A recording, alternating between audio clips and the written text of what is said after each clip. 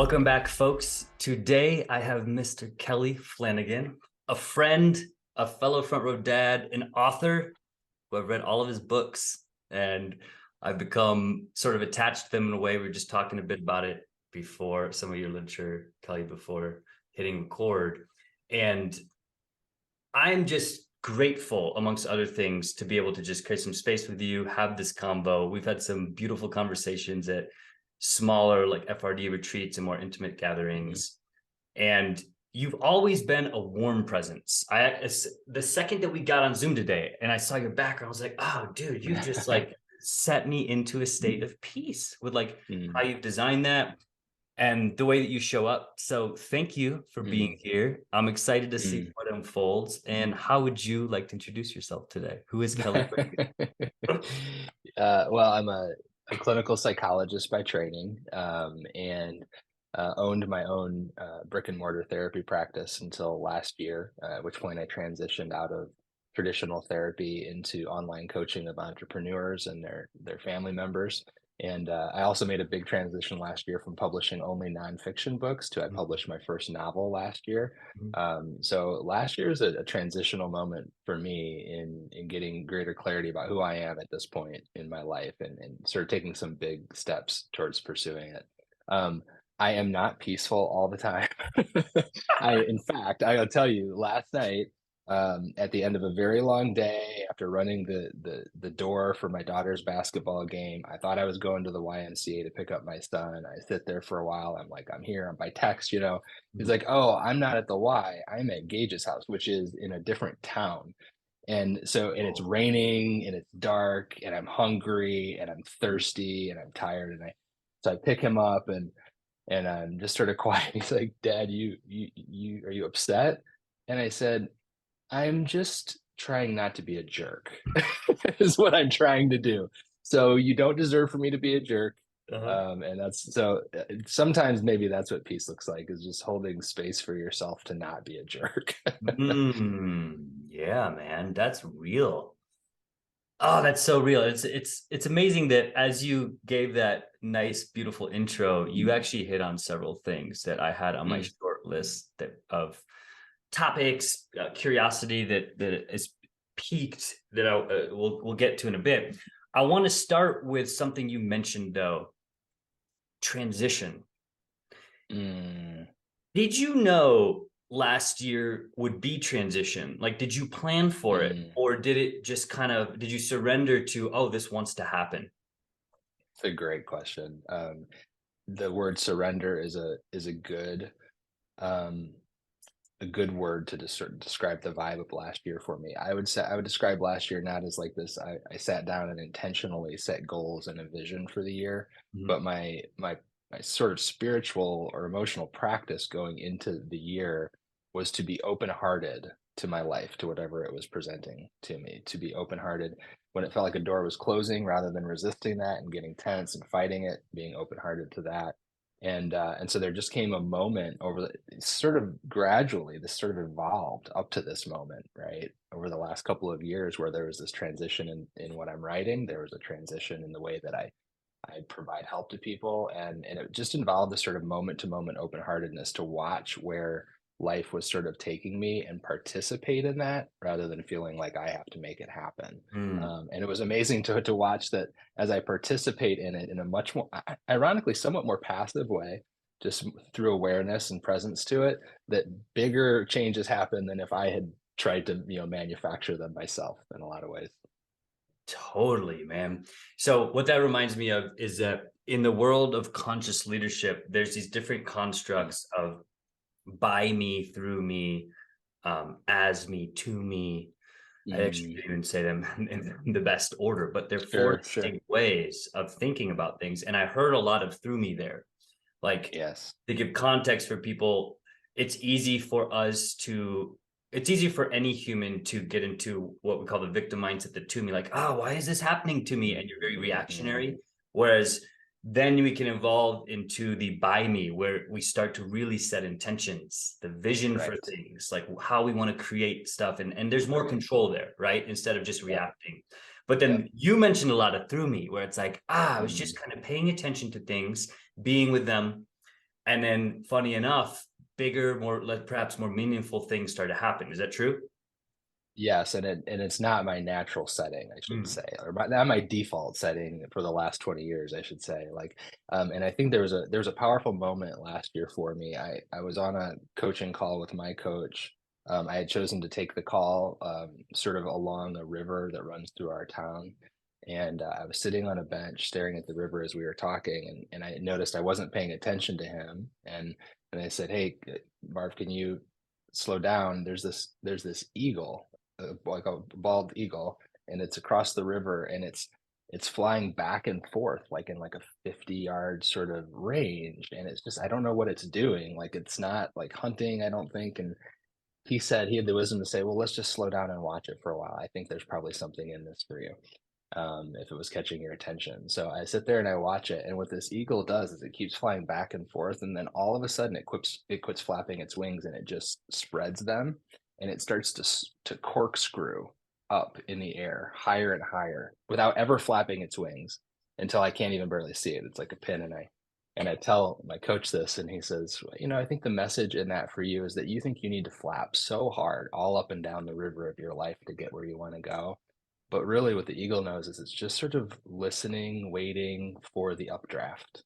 And it's trying to catch, and once it catches the updraft, it goes way higher, just spreading its wings and resting in that updraft." And so that sort of became a pivotal image and experience for me over the course of the last year of just trying to be present to and to watch for the updrafts in my life and ride them, as high as I can for now. So good. Oh my gosh. It's so powerful that in context of this conversation and then as a reflection, like you said, of now starting to pay attention to that more. Um, it reminds me of patterns, Kelly. So like one of the things that I've really been aware of are patterns, both patterns in the past, and we could go Hmm. as far as to say like our lineage, our Hmm. DNA, the humans that we come from in some way, then also our subconscious patterns. So stuff that is just like wired into our system that which we can Mm. relate to conditioning, etc. But then there's these moments like that where I'm like, dude, that was totally a thing, a sign, a Mm. message from God, the universe, however you want Mhm. to interpret it. I think Right. that's where people get caught up. Well, what is it? This was that? No, it's just a message, right? Right. It's up That's to right. you to decide. Right. And oh my gosh, man, this act of surrendering is Yeah. it can be liberating, right? What Mhm. so on that topic though, have you found any challenges there with the act of surrender? Well, yeah. Well, and I think you like already put your finger on one of the challenges, which is, you know, you have a moment like that and you instantly like you want to start analyzing it. Yep, yep, Well, did you make something out of nothing there? Or yep. is that really God? Or is there a God? Or is it just the universe? And what you Mhm. realize is that as soon as you start doing that, you're now not in waiting for updraft mode. You're back in flapping mode, Yep, yep, trying to yep, yep. to do something to it, analyze it, turn it into something, probably understand it so you can repeat it, scale it. Yes. Is probably what you're trying to do. And I actually had a moment at our fall front row dads retreat. We were doing sound bathing first thing in the morning, and I'm laying there, and I notice myself that I am judging the sounds. "Ah, I don't like that one. I do like this Yep. one." So immediately I'm like, okay, you're not participating in the experience. You're judging it, thinking about it. So let those judgments go. And so I'm laying there, and then I notice a very subtle form of resistance to participating, which is me. I ask the question, how was that sound made? Like, did he rub the gong on that one, or is it a different, like, device Yep. he's using now? Yep. And I'm like, oh, that's also me removing myself from participating in it, Mhm. right? And so yes, like I think my doing, problem solving, achieving mind is always trying to kick back in to use some of those sort of successes from the last year, which felt like more like participation than motivation, so to speak. Like, how do I now scale those and turn those into the next success? And so the mind is always kicking back in, wanting to do something with that. And I think a lot of I mean, by the end of last year, to be candid, I did let that sort of take hold a little bit. And a lot of the beginning of this year has been recalibrating back toward listening and participating rather than forcing. Mm, So I think we could sort of go through these rhythms, right? Where the old habits reassert themselves, the old patterns reassert themselves, and we just try to move through that a little bit more quickly back into that different space that we've discovered. 100%. Yep. So much. I can empathize with so much of that. And a friend and mentor of mine said it really well the other day, where just giving a simple dichotomy between mind and heart, even though there's so much more to Mhm. experience than That's that. right. And he literally picked up his laptop. He's like, Mhm. when my mind takes over, I feel like it's this. It's got Mhm. certain constraints. It's really good at calculating things. It's really good Mhm. at logically, which is what we do. We logically go through Mhm. all the motions. Whereas the heart, he's like, that is sort of the more inner guidance system that will kind of Mm. give me like, oh, where's the energy? And that's been helpful for my Yeah. practice as well. Is like Yes. learning to turn this down and then turn it up, as in my mind, Yes. using it for things that it's great at calculating. But oh gosh, we could spend this the whole time talking about surrender. So I'm going to shift for a second, because Mm. otherwise I'm going to get lost there Yeah, of course. in a healthy way. As it relates to, I think this relates to surrendering, but it also relates to what you shared early on when you introduced yourself, is that you made this beautiful book, The Mm. Unhiding Elijah Campbell. And it was fiction. Mhm. And first, I just want to reflect back to you. In reading this book, which I read a few months ago, it was one of those stories where the way that you used your words and the storyline, like I felt like I was really in it. Mm. Thank you. Like I was Eli, and like I was like, oh, I'm able to feel some of these emotions. I even think one of our Mhm. other brothers gave you some feedback where like he was bawling at the end. I think Ned said Yes. this Yeah. amongst probably Yeah. other, Yeah. but actually a lot of them probably said at this point. Several of them have said that, which is amazing. Yeah. Dude, and I felt the same way when we got to the end of the story and he had the combo with her dad. I'm not going to ruin this in case Mhm. people want to read it, because it's a beautiful Sure. story. Yeah. I just lost it. I was like, oh my Yeah. gosh. Oof. And so, well, a couple things in sharing that is that, one, a book. I've read a lot of books, and Mm. a book that can really help me feel something is a gift in itself. So thank you for that. Mm. Sure. Because a lot of the books that I've read, which is part of the genres that I've been interested in, Mhm. are very intellectual. There's not as Sure. much feeling. Whereas even some of the spiritual books I've read can actually help me like feel a sense of, oh, something needs to change, or Yeah. ooh, like I can go. But to actually cry from a place Mm. of love, grief, Mm. sadness, like that's a special thing. So thank you again for Yes. that. The other thing that I wanted to highlight, there's so many things you could take, or someone could take from that Mm. book.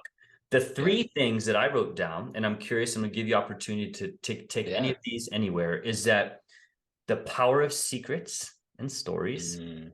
Mhm. the power of our roots, Mm. and the power of our dreams. And I'm totally filtering Mm. this, but so those three things have value and interpretation in my life. But do any of those strike you as like, oh yeah, there was some underlying meaning, or no? Oh, wow. Yeah, I mean, I think one of the challenges of talking about this book in public is that there are so many meaningful themes Okay. to it, Mhm. that it can, if asked, I could have 10 different conversations in 10 different Right. podcasts. So I actually love what you've done there, pulling out the themes that were most important to you: the Mhm. power of our secrets, the power of our roots, the power of our dreams. I think those are three significant themes. I mean, the power of our roots, for instance. I mean, the very first sentence of the book is that the past is behind us, but it is also always within us, Yes. right? That we carry our roots forward, we carry our whole story forward inside of us.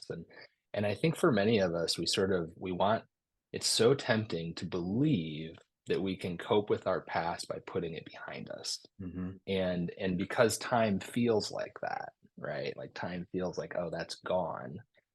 It's easy to convince ourselves of that. But what we lose out on that is the awareness that our past is always pushing its way into the present, Mm. always influencing and informing the present. So if we're not aware of it, we don't get to work with it. If we can't welcome our past, we can't work with it. And I think the same is true. I mean, dreams are essentially the same. So Freud got a lot of things wrong, but he was the first person to ever talk about dreams in a meaningful way. And what he Yeah. basically said was that we have sort of like a lid we put on certain parts of ourselves and our experience, the things that we don't believe are really acceptable to think about or Mm. want or whatever. And what happens is when we go to sleep, that lid is something that we do sort of semi-consciously. We sort of keep those things out of our experience. When we go to sleep, that part of us isn't working, that part of our brain. And so those things enter into our consciousness through our dreams. And we can actually see, based upon brain imaging, that this is true, that the sort of organizing, thinking, and planning centers of our brain go quiet during dreams, and the feeling and the visual centers of our brain light up. And so our dreams, in a Mhm. way, if we give ourselves permission to pay attention to them, have a powerful capacity to move more of ourselves and our experience and our path into awareness if we're willing to keep it there. But a lot of times, as you know, you have a dream and then by noon you've forgotten it. It's because the Yeah. lid has been clamped back on that. So if we can actively, as Elijah does in the story, start to draw upon that dream as a source of our own transformation and awakening and awareness, absolutely they can be a tool for integrating our past into our present and learning to work with it. Yeah. Wow. Yep. Oh man, I have to recenter because you're taking me back to when I was reading the book and like actually balancing and playing and being. I'm using, Mm, if people watch the video, this swaying of like, oh well, I'm in the story, but now there's these dreams I have, mm, and so it was just beautiful in that way for me, that how you connected those things, because I mm, do wonder now, especially as you shared some of that, how much wisdom is potentially in our dreams. And it's a yes. lot of life if you think about it. I'm speaking from my own experience. I dream almost every single night. I'm an avid Yes. dreamer. And so as I Hmm. calculate this, I'm like, holy cow, there could be so much wisdom in there that Yes. if I'm not really paying attention to it and bringing it forward, to using your word, Yes. then what am I Yeah. potentially missing? Right? Well, and just for what it's worth, for people who are thinking about their dreams and the value of them, I mean, we just have to understand the mechanics of the way that the brain is working when we're asleep. And what dreams are doing is they're basically using images and emotions to represent important, meaningful experiences in our lives. So, like the part of us that likes to put things in the proper sequence in the right order, it's not working. That part of the brain's quiet during dreams, so they can feel this like sort of bizarre. But if we understand that this is images and emotions used to communicate important things that we tend to not want to think about during the day, or tend to just not have time to think about during the day, then all of a sudden we can start to harvest some meaning from them, and they can be real catalysts for growth. Okay. You've given me some good stuff to sit with now. Yeah. Okay. Okay. The other thing I want to sort of explore is that, and I didn't mention this in the three, but Mhm. it's such a part of the book. I mean, which is why I think you titled it the way, is where we hide, right? Mm. And this is a conversation I have been in tune with. I don't even know as I bring this, hmm, I'm pausing because I don't want to ask something that perhaps you've Mm. answered. And so now I'm even being with my ego in real time, being like, what's the best question for What's hiding? the Because best question? you know, because there's the whole, and maybe that'll just fuel where we take this, where Yeah. we co-create this. Because from my perspective, like we all have a relationship with hiding. I'm fairly convinced there's no one in the world that doesn't hide Mhm. somehow. Mhm. And one of the most powerful questions I've been asked is, where do you hide in your life? And Mhm. truly owning that, not being like, Mhm. well, I do this, but I do this. Like for in an Mhm. entrepreneurial sense, I can easily hide behind my business. I'm good at Mm, it. that's right. It's Mhm. easy, you know, Mhm. and I've found it really challenging over the years to stop doing that and be with the things that perhaps Yes. I don't want to hide with. So Yes. with that context, and it doesn't necessarily have to be part of the book or Sure. related to that, but where have you found it most challenging to unhide? Mm, man. First of all, I just wanna say thank you for sort of, you modeled awareness for us there in the moment where you caught yourself in that Yeah, ego question of what's the best question, you know, which yeah. was this incredibly aware moment, and then you just went with the question that was most compelling to you, which I love. So um you you know, the first thing that came to mind when you said that, again, I don't know if it's the right answer, it's just the first one that came to mind. I was on a call with my coach just in the last month or so, and he asked me a question, and he said, Kelly, what was the moment in your life where you finally tucked away your childhood for good? And I was like, oh, and the first reaction that came to mind was, it was when I was 21, when my parents called me up at college and said, "Hey, that college money that you inherited from your uncle, it's run out. You're gonna have to work your way through your senior year." And I felt like very much on my own for the first time. And and and so it brings me to maybe one answer to your question, which is, I think we have to be aware that the ways that we hide are almost always ways to restore a sense of control to Mm, our lives. Because at that point, right, you're 21, you don't know anything. You think you do, but you don't. And you sort of know you don't too at some level. And all of a sudden you're on your own. You've got to like figure out how to pay the bills and finish your senior year at college and get applied for graduate schools. And so you put that kid away who feels very vulnerable and uncertain and out of control, and you start to develop a version of you that is in control, right? And you hide the real, more vulnerable parts of you away. And so I think for me, from the age of 21, work has been a way of hiding hiding away the vulnerable parts of me.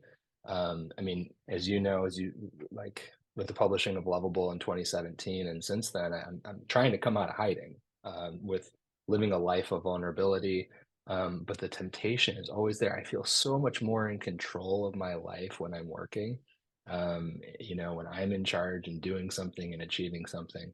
So I discover that it's less about trying to figure out how to have a better work-life balance and more about, if I can surrender to the fact that I'm not really in control of as much as I think I am, and I'm burning myself out trying to pretend I am, then all of a sudden I can actually restore some work-life balance. It's like, okay, I choose to live in the vulnerability of not being in control of everything. Now I don't have to work quite as much.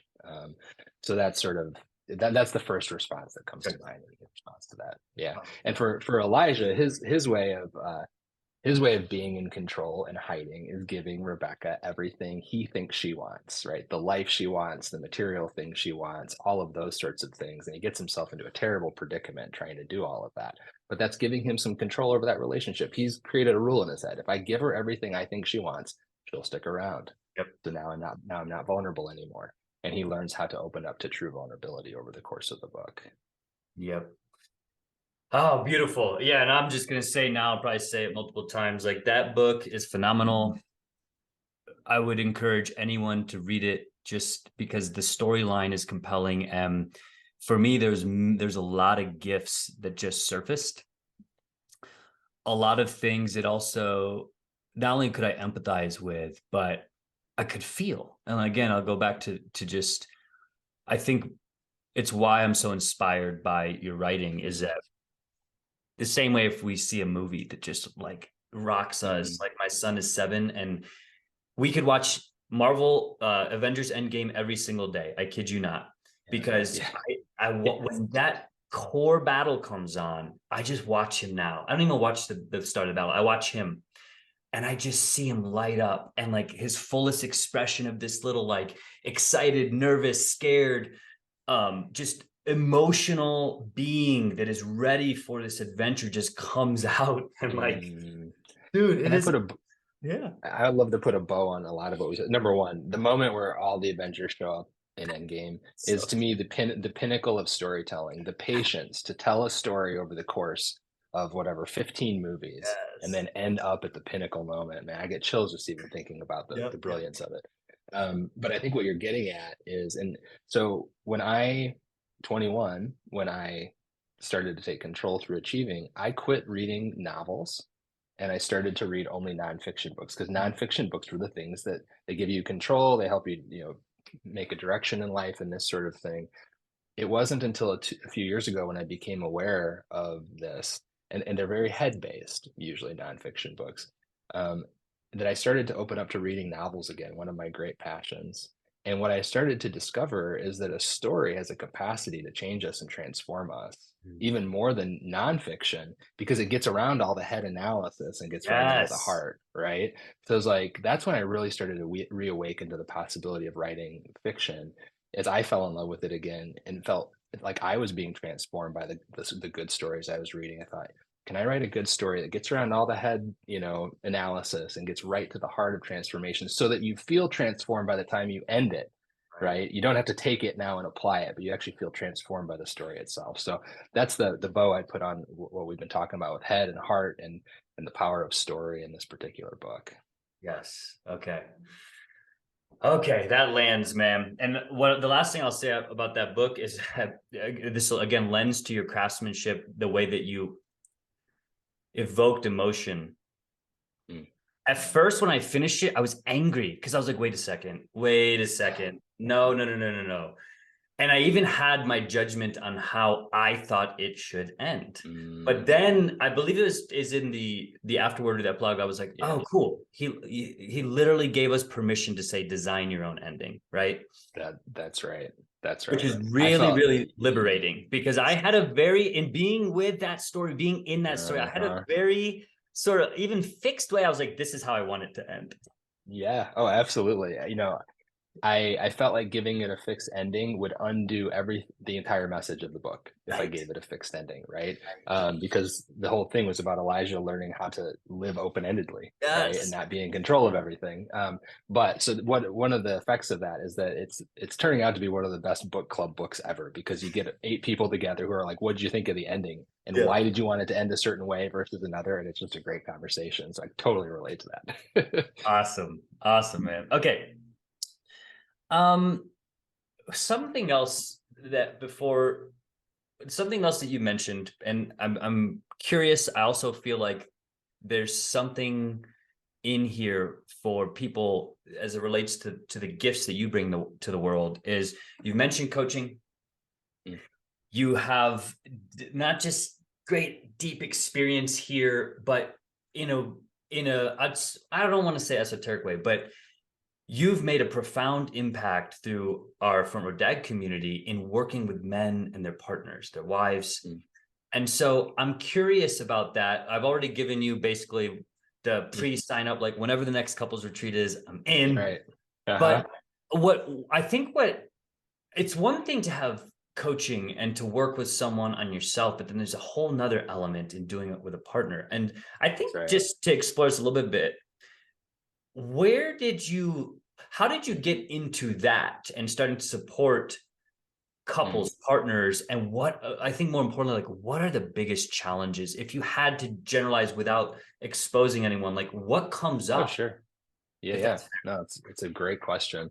I mean, so I like going back to my sophomore year of college at the University of Illinois, a professor asked me like, what do you want to write a paper about? What are you most passionate about? And I said, well, I don't know, conflict in marriage, having no clue that it was because like for already 20 years I'd felt like a uh-huh. marriage therapist to my own parents, like that's the dirty little secret for Right, therapists right. is we've been therapists since we were 5. But so the idea was that I was very interested in understanding conflict in marriage, started to do research on it, ended up going to graduate school, wrote a master's thesis on how couples could use humor to soften the necessary criticism they give in relationships, and then did a deep dive on some of the core emotional needs that couples bring to marriage for my dissertation. Went out into the world, started practicing, got disillusioned relatively quickly with what was going on in my practice because as an empirical psychologist, you're trained to teach couples better communication skills, and that's what every couple is coming in asking for, right? Is we our communication, we need better communication.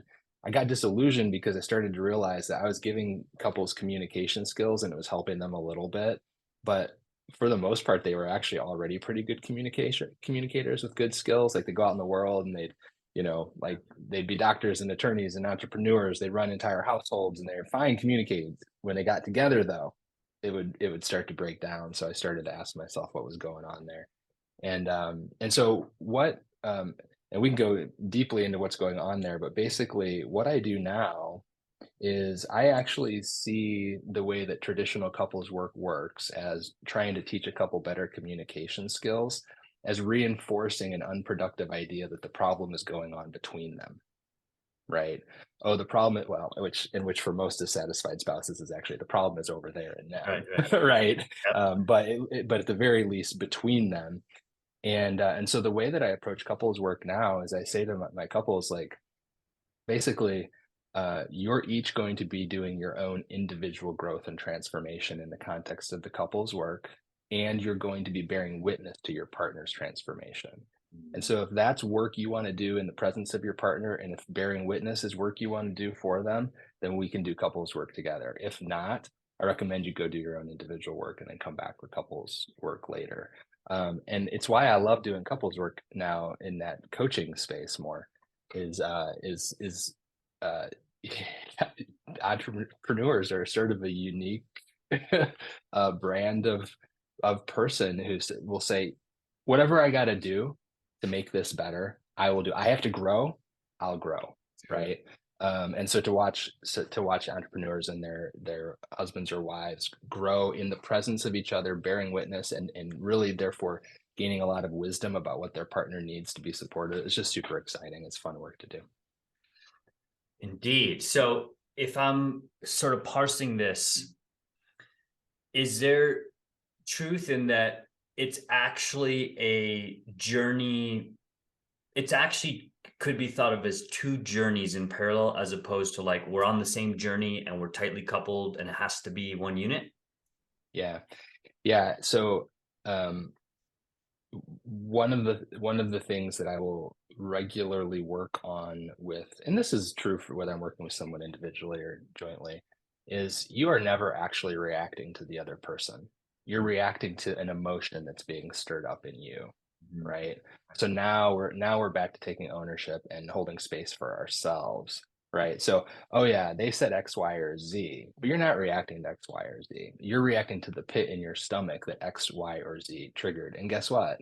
That pit in your stomach, that's not just related to this moment, and it's not just related to the 10 years of your marriage. It's related to the 30 years that happened before your marriage, right? And where did you first feel that pit in your stomach? And what's really beautiful and powerful to watch is that as a person is able to connect the pit in my stomach today, when you say that, to my entire story, you know what the effect on the other person is? Empathy, Yes. understanding. Oh, I see that now. I want to, in that moment, instead of feeling accused of the pit in your stomach, I can come alongside you in it and with it and sort of be there with you in it. And it's just an entirely different dynamic, and really exciting things happen. But if we think that you're the cause of the pit, I didn't have pits in my stomach before you, and you're the cause of them, and so you need to change, like, you just stay stuck forever. And entrepreneurs are, again, a unique breed that are willing to make that change, to take ownership for that pit and do something about it. So good. It goes a little bit back to patterns and just identifying like, oh, this is not a first. I may have just blocked out. This actually happened a long time ago. Hmm. The other reason that I asked you about sort of the parallel journey is it's something I read a while ago that really shifted my perspective of my marriage with Gabrielle was that it was articulated actually in a very direct way that might not land well with people where it's like in a partnership, it's not about needing each other, it's about experiencing life together, and then giving yourself Yes, permission to allow your partner to be their fullest expression and to see them for that and not react that's all the right. time and try to control, well, you're not being what I thought you would be, etc., which I think is part of your message.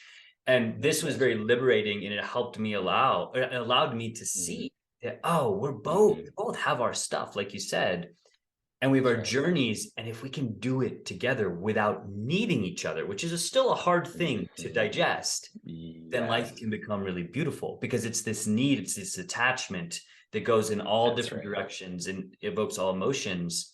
And back to your Yes. point, having that awareness to be like, oh, this is really about me, Yes. thank you for helping me see it, is way different than being like, why did you do that? Right. That's right. Yeah, imagine the pressure on a person when you say, "You need to do this, be this, show up in this way for my journey to be satisfying going Right. forward." But ironically, like, that's sort of what we're all on. I mean, most of us are unconsciously doing that on our wedding day. We're like, "Okay, this first part here, this felt really great, Right. right? Like, I mean, I just feel like you have made my journey great for the last couple of years, so keep doing that forever, right?"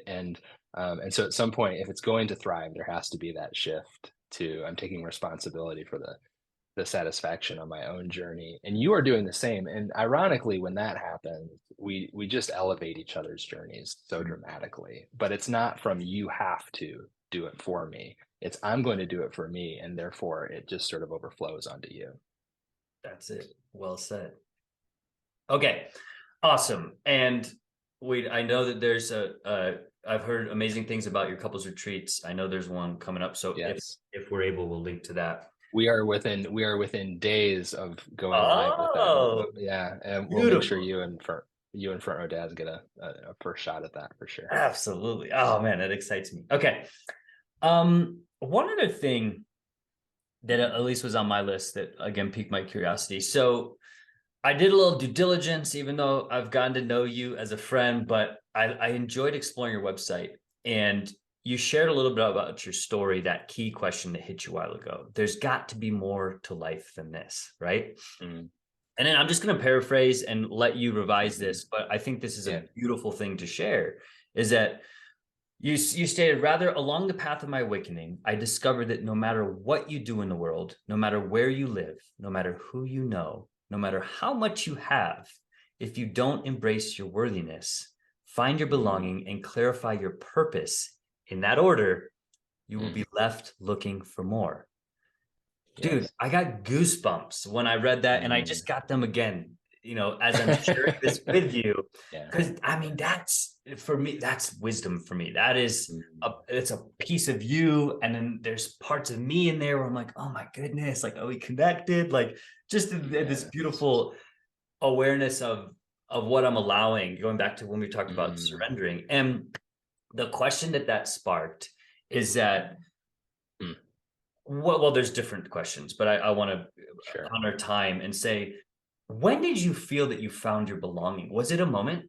Was it like, oh, was it Mm, like lightning, or was it more of just this like gradual awakening, to use your word? yeah, I think, one of the principles in Lovable is that this arc of worthiness, then belonging, and then purpose is something we arc through over and over again. Mm, So if I had to pick the first, uh, you know, honestly, my friends in this little town of Dixon where I now live again, and I would even consider the town itself to be a place of belonging for me. My heart sort of feels at home here in this town. It's part of why we returned. So there was probably some belonging early on. I think certainly when I met my wife, at age 22, I experienced belonging like I'd never experienced before. And then yeah, I think of 2018 showing up at the first Front Row Dads retreat to talk, not knowing anything about this group of guys, and I literally like walked away going, "Oh, that's the people I've been looking for." Like, yes, I yes. know I don't they all showed up in one place thanks to John Broman, but like there they are. And so Front Row Dads has become another place of belonging. And then I mean, really the process of finding belonging is the process of trusting who I am apart from all of my striving and doing and needing to prove myself. It's worthy of showing to people, and so we show it to people and we sort of watch for who gets energy around who we are, right? Yes. And then those are the people that we belong to. So it's this iterative process of getting clear about who I am, and who I am apart from all of my striving, practicing the vulnerability to show that to people, and getting to enjoy who enjoys that. And, we're doing that for other people as well, right? Like that's what I did at that first Front Row Dads retreat is go, oh man, boom, boom, boom, boom. You all energize me. I dig who you are. And so I think belonging evolves in that way. I think one of the core ideas in that whole trajectory is that what we tend to do is we tend to think we're going to get our worthiness from our purpose, Yep. and when we do that, our purpose ends up being a very shame driven, imbalanced, sort of oftentimes overworking sort of experience. But if we can begin to allow our sense of purpose to flow from our worthiness, it starts to look entirely different. I mean, I just had this happen this year where I sort of had it in my head I was going to start my own podcast like you're doing, and I caught myself at the last moment going, I think that's flowing more from what people are telling you your purpose needs to be and less from your sense of worthiness and who you want to be this year. And so it sort of made the pivot at the beginning of the year to instead my energy is definitely gathering around writing right now. rather than broadcasting. So instead, what I did was I shifted to an online platform called Substack, where I'm writing my next nonfiction book in public. It's called The Inner Gathering, a guided encounter with your original self, and it's three protectors. I'm writing it online with reader feedback. It's a total blast. And ironically, you know what happened? Substack has got a little button you can toggle on, and if you do, it creates a podcast on Apple for you. So I No now have a kidding. podcast. Yeah, even though I never would have, I didn't think I was going in that direction at all. So again, sort of responding to our sense of worthiness, to what brings us energy, and then participating in flowing in that direction, and our sense of purpose and passion start to evolve with that. Man, yeah, I saw your Substack. I think I subscribed, and I plan to get deeper into that, in that world where you're sharing and you have this smaller circle. And Yep, that story is so cool, how it just kind of presented like, oh, by the way, there's this podcast in case so it's simple. ah, I couldn't believe it. that is awesome. I Thanks, think man. the last thing, well, how do you, because you're able to hold space and coach others, and Mm, I've felt, just like, I'll just use the word again, the wisdom that you bring mm, around this arc that you mentioned. Is it easy for you to talk about purpose with people? And do you think it's this is the real question. Do you think it's uniform, or did it's actually different depending on context and who you're talking to? You mean what purpose is? Yeah, What because purpose means? I've had my own relationship with it, and I'm actually Okay. reevaluating that as we speak. Mm, I'm reading this interesting book called Three Big Questions, and getting really intentional about what that means, because mm, I've had a malleable relationship with the word right, purpose. I've right. held it on this huge pedestal, and then I put it down, and I've said, oh, well, there Yeah, could be purpose in anything. that's right. And it could become, as we discussed earlier, it's taken me into Mm, interesting yes. places to navigate. And I'm just curious, because again, you've held space for so many people. When that Yep. comes up, are you like, cool, let's talk about this? I kind of have this framework, or is it more like, what does it mean to you? It's such a great question.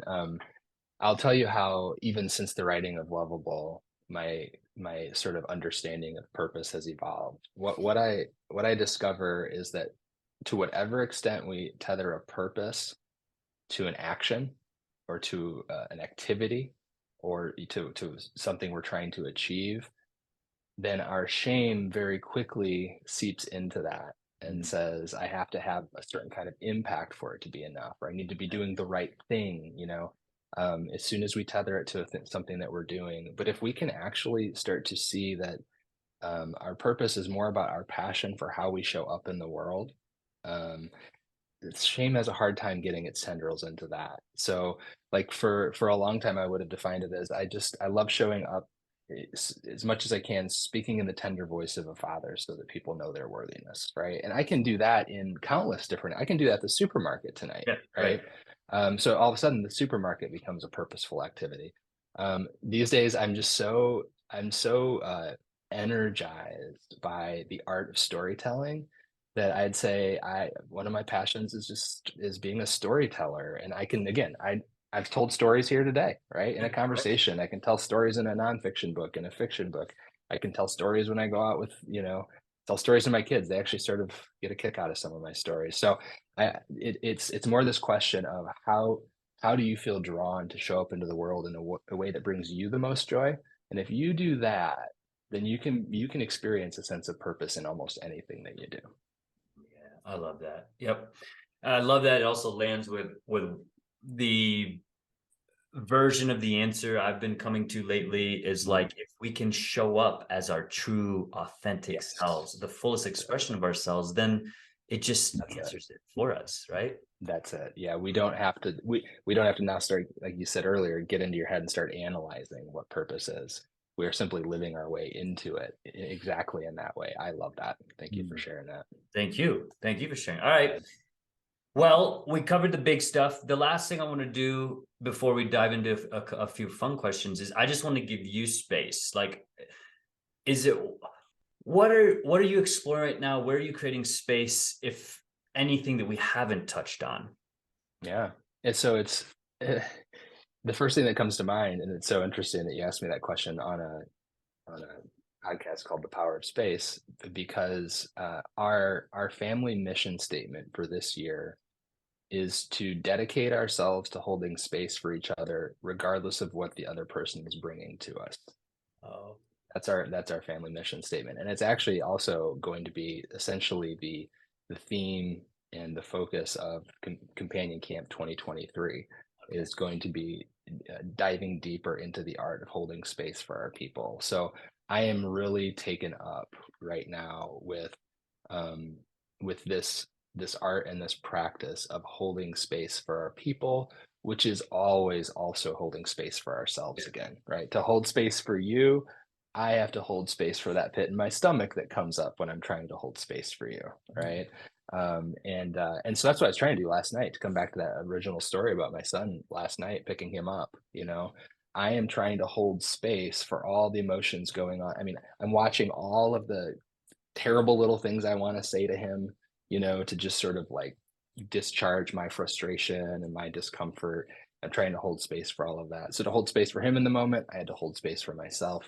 Eventually, I was able to discern that the only thing I wanted to say was, hey, next time the text would probably be best if it read, instead of going to the gym, I want to go to Gage's house. Is that okay? And he was like, yeah, I could do that. I was like, all right, Nice. good. But it required an enormous amount of holding space for everything else I wanted to say and all the reactions I wanted to have. So right now, that's what I feel very passionate about is helping people cultivate the capacity to hold space for each other and for themselves. Hmm. What an answer. And so companion camp, beyond Got it. excited for what you're going to create there. I want to share a really quick story that just happened as a means of Yeah. empathy and to honor where you're creating space. Is like, this is an hour ago. I like to move my body, so every hour I just leave my home office, go downstairs, walk around. And today Sepia's home, my 5-year-old Mm, daughter. She's watching cartoons. She loves cartoons. And I've had a whole dialogue there with like, oh, should I let her watch all these cartoons? Like, no, I'm just gonna surrender mhm, to this. If she loves it, it brings her joy, you know, she can do it. And mhm. but I got a little antsy as I'm kind of doing some steps around the house and I wanted to play with her. So I like jumped on the couch and started tickling her. And she's like, no. And I'm like, what? Don't you want to play? She's like, no, Dad, I want to watch Sesame Street. Mm, And I just looked at her and I tried to tickle her again. And she looked at me again. It's just like, no. So I was like, okay. I had to uh-huh. give it at least a second attempt. I was like, okay. And I was a little hurt, but I didn't make a big deal about it, right? I was like, okay. And so I got up and continued to do some walks just to move my body. And then like 5 minutes later, this music started happening on Sesame Street. So she gets up and she starts dancing and she starts chasing me. And I looked at her, I go, no, Oh. no, I wanted to play earlier. Said no. And I looked at her and I didn't make a huge deal about it. I just said, you said no. Uh-huh. And I kept walking, right? So I'm Mhm, like, I'm playing this game with her now, right? It's like, oh, mhm. I wanted to play. You said no. Now you want to play? I said no. Right. So, anyways, here's where it gets really beautiful. 10 minutes later, I'm like, where did Sepia go? And I have to prepare for this because I'm getting excited Sure. to record with you. And I look at her upstairs and she's like waiting for me to check on where she is. And then when we make eye contact, Uh, she evokes this angry, like, right? And I'm like, mhm, oh, what's going on? And then she starts like stepping back and like giving me even more of mhm. a angry, grimacing look. And I'm like, okay. So I walk upstairs and she's not very tall at 5 years old. So I sit Sure. Indian style to get to her level. And I look at her, I go, what's going on? And she just starts crying. This is Oh. the beautiful relationship we have where we really exercise our emotions and we try to use Mhm, words when we can. But her body told me what she didn't even have to say. She's like, I'm sad. I'm like, mm, why? And I said it because I kind of knew. She's like, because you didn't want to play with me. And I'm mm, like, well, how did you think that made me feel when I asked? mhm, Right. And mhm. so we just sat in the emotion together Uh-huh. for probably a minute and I just watched her and I said, well, I Mhm, got 5 minutes before I record my mhm, friend. Do you want to play now? And she's like, yes. And so we jumped up and wrestled for a bit. And then here we yeah. are. And dude, it's this being. What I got from that is like, it's just being able to be with them in Mhm, their state where they're going to get upset, they're going to get emotional, they're going to get sad, and not being the serious adult that like, oh no, I don't have time for mhm, that, or oh no, it's okay. Next time Yes. we'll play. Because it's so easy, back to your story, Yeah. to let anger fuel our Hmm. actions, right? Because Hmm. I could have Yeah. been really angry about this situation, even though it is a smaller situation. Yeah. Whereas I love, back to your intention of like, can I just hold space for this, even if it's 5 minutes? Can I just be with this so you feel acknowledged? That's right. That's right. What a powerful thing for you just to sit there with her in the sadness and to be able to say, I felt it too. I have two reactions to that. One, I'm thoroughly impressed by your capacity to slip in and out of work and play. I don't have that switch. I'm just really super impressed. Number Oh, thanks, two, number two, if my kids are now 19, 15, and 13, and you just end up with a number of regrets. I think one of them for me would be I was so concerned with my kids not having to manage my emotions. I think because I had to do a lot of that as a kid with my own parents, that I didn't let them know I had any, man. that I didn't let them know that they were affecting me. Mhm. And I think family is the place where young people learn how to do companionship. And in companionship, everybody's got feelings and Yes. emotions and are being affected by each other. So I think that's really beautiful for the two of you to be talking about how you're impacting each other. That to me strikes me as sort of the foundation of some really solid companionship. So beautiful, man. Thank you for sharing that. Of course, and thank you for that gift. Yeah, You it bet. is. It's a big thing, and it's not to say that switching in and out of play and work doesn't have its challenges, because it does. Sure.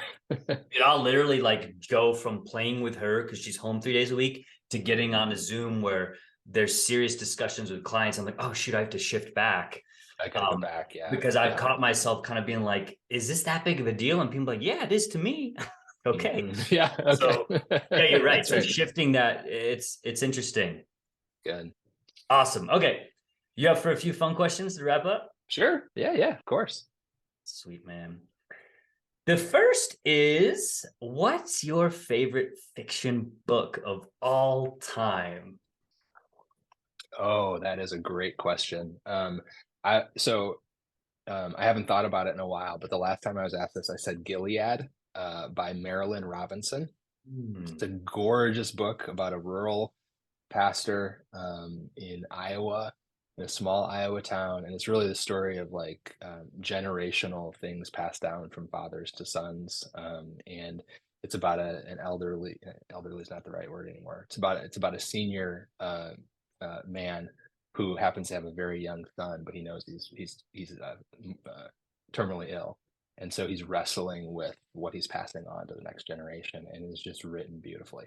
Gilead by Marilyn Robinson. Gilead. I will check that out, dude. Thank Yeah. you. Awesome. Okay. Next one. What animal are you most scared of? Ooh, that's a great question. Um, the honest answer that comes to mind is my own dog because we just got our carpets cleaned and he like he will start to soil them. So we've figured it out. Okay. We have this basement area where I'm sitting now, and we realize he's housebroken everywhere else. He thinks this is the wild down here. He thinks this is outdoors. So whenever he wants to like play and be, fierce like an animal, he wants to come down here and play. He thinks he can pee down here. So currently, my 9-year-old little miniature schnoodle is the animal that I'm most afraid of because these Yeah. carpets were not cheap to get cleaned. Okay, that's it. Oh, that is so good. That answer has not been given. Oh man. You also, that brings me some this beautiful nostalgia, that my dog that passed last year, which is really heavy for me, but just this amazing grief that I was able to feel. She used to do these crazy circles, and when you Yeah, said he feels like this is the wild, she did the same thing. Like there are just that's it. times where she'd like run, and the carpet, I just watch it like, oh, rip, rip, rip. Yep, yep. But this was like her just expressing that true like wild dog needing to be free, man. You totally got it. That's what he does down here. We call it crazy baby. We'll go Yes. crazy baby. And he just runs around like, yeah, Yes. exactly. Yeah. I Oh, I'm love sorry. it. I'm sorry for your loss. That's real and deep, man. Thank you, man. Yeah, thank Yeah. you. Okay, last one, brother. What is one of your favorite childhood memories? Whew. Favorite childhood memories. It's amazing when you say that, all of the ones that flash through. I'm just gonna say the first one that flashed through, Mhm. um, my parents both were, return to school college students, and so they were both back in school when I was in, like, 2nd, 3rd grade. Well, my dad, to go to his undergraduate program, we had to move away from this town of Dixon, where I had to move away from all my friends and my grandparents, Mhm. and, so my parents that year, and it was 2 years, but the first year picked us up from school on the Friday of Christmas break and told us that we were gonna, like, go to a local park. This was in Missouri, so it's warm there, and, then we drove past the park, and we're like, "Hey, you missed the park!" Like, and they're like, "Well, what do you think about just keep going, and we'll spend Christmas with grandma and grandpa back in Dixon." Oh. Oh, yeah. Now here's the moment, though. Mhm. Somewhere along it's like an 8-hour ride. Somewhere along the way, I fall asleep, and, I wake up, we're pulling into Dixon at, like, 1 in the morning, there's no other cars on the road, and these huge snowflakes are falling and, like, hitting the windshield as we're pulling into town. That moment of, like, that there are still peaceful, safe places in the world to return to, like, oh, it was so good. So that moment came to mind, the snowflakes hitting the windshield. I love that.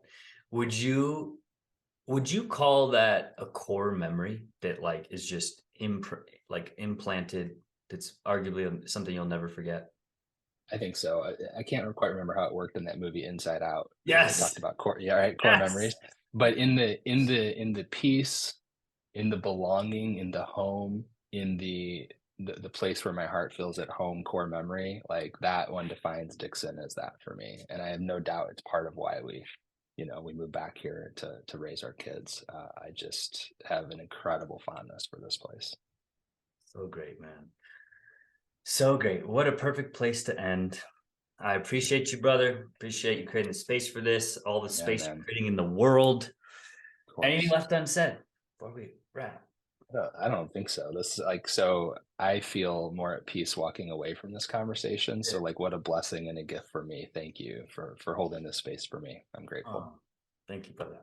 All right. Yeah, Well, I know I'll see you soon, and I got it. appreciate you being here with us, man. That was good.